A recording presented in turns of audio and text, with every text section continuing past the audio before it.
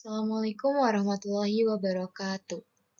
Halo semuanya, perkenalkan aku Rahma Ayu Amalia dari 12 MIPA 5. Di sini aku akan mempresentasikan mengenai persamaan dasar akuntansi.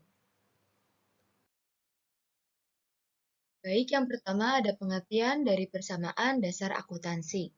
Persamaan dasar akuntansi yaitu perhitungan yang nantinya bisa memproyeksikan kekayaan, hutang, serta modal yang dimiliki perusahaan tersebut.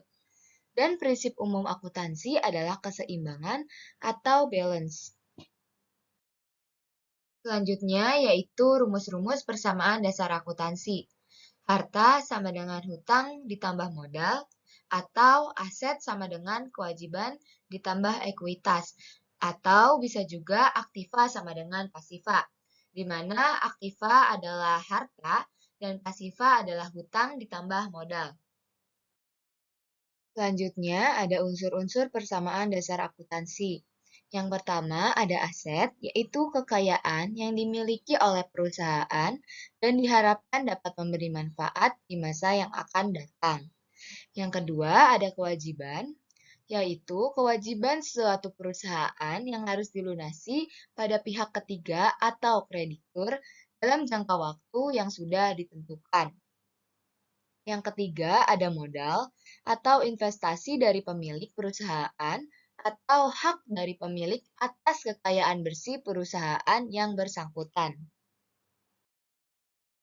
Baik, selanjutnya aku akan membahas mengenai satu persatu unsur-unsur persamaan dasar akuntansi. Yang pertama, ada aset. Jadi, di sini aset memiliki tiga jenis, yaitu ada aset lancar, aset tetap, dan juga aset tidak berwujud. Yang pertama ada aset lancar. Apa sih yang dimaksud dengan aset lancar? Aset lancar adalah kekayaan yang memiliki likuiditas yang tinggi atau mudah dicairkan. Jenis transaksi yang termasuk ke dalam harta lancar ada kas, piutang, wesel, perlengkapan, surat berharga, dan transaksi yang telah dibayar di muka. Yang kedua, ada aset tetap. Aset tetap yaitu kekayaan yang digunakan lebih dari 1 tahun.